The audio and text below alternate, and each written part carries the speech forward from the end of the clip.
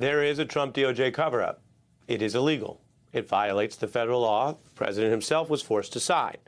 That is the big thrust of this story. It took up, well, the first half of our newscast tonight, and we discussed it with lawyers and one member of the House committee in charge. There is also new information, and both things can be true. And so we have dedicated some time tonight because the new information substantively matters, even though, I'd be the first to tell you, it may not have as wide a political impact. But Trump and his DOJ are facing the pressure from survivors over the cover-up I've told you about. Trump isn't really seen in the first tranche of documents we got, from the first document up. Instead, the DOJ famously put out these other photos. Celebrities, Mick Jagger, Kevin Spacey. Those photos, while salacious, don't tell a legal story about their culpability. We did see Trump in some places. His name appears on a check in a photo. We don't know who wrote the name. We don't know the whole story behind the photo, the redaction done by the source. There's also a 2020 lawsuit that alleges Trump took a 14-year-old girl to Mar-a-Lago. Epstein took her there where she was introduced to Trump, and that, quote, Trump smiled and nodded in agreement as they talked about her as some kind of prospect. But that's a lawsuit that's long been on the books. Trump's denied any wrongdoing. The new files are absent of much new material on him. I want to bring in Emily Bazelon from the New York Times Magazine and go right to a key complaint, Emily.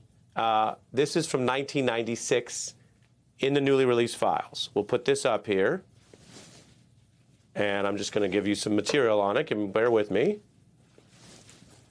The control room's going to give me, yeah, here we go. Complainant took pictures of her sisters. 1996 complaint, and I'm just going to read. Child pornography from Maria Farmer was the complainant, dated September 96. Now I'll read you what's up here. Took pictures of her sisters, 12 and 16. It was for what she viewed as personal artwork, what you might call family business. She, in the complaint, says Epstein stole the photos and then was selling them. So that's the stealing of what he was trying to turn into child pornography and then the potential trafficking in it. Annie Farmer is one of the sisters in the photos, and I want to play her. Take a listen.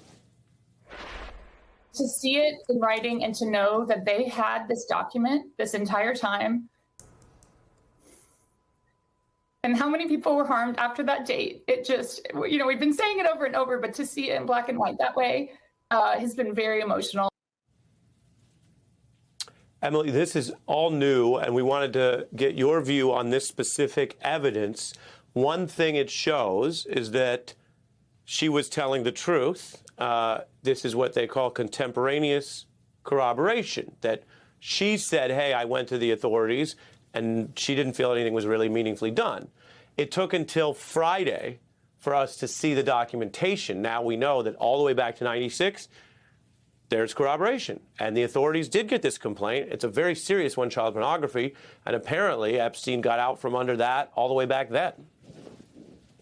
Yeah, this is important. I'm glad we're talking about it. Marie and Annie Farmer have been saying all these years that they filed this complaint. And the significance, of course, is that the authorities were on notice that Epstein had this interest in pictures of nude girls that, you know, were created for one purpose, and then it seems like he was using for another purpose, which was child pornography.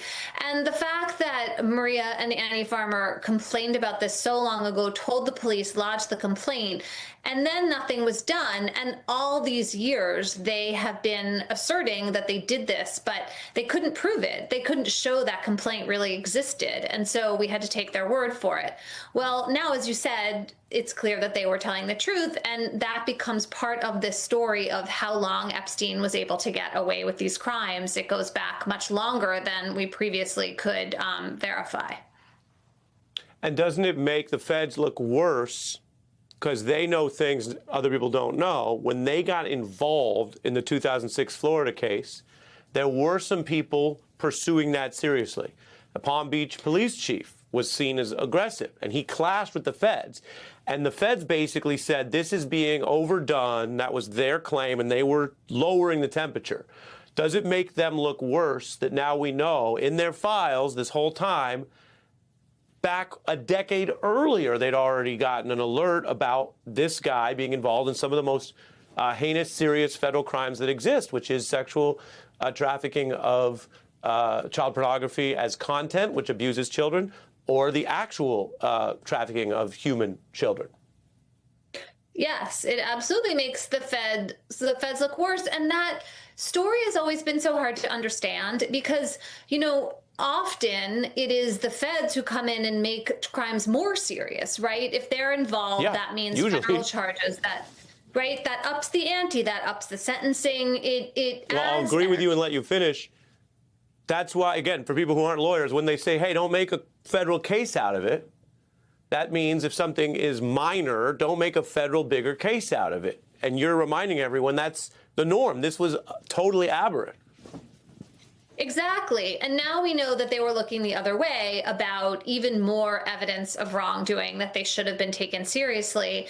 And the reason is why, you know, what was happening in that office that pulled them off the track? Is it that this is an era when often the complaints of young women and girls were not taken seriously enough? Not that we're necessarily out of that time, but I think it was even more.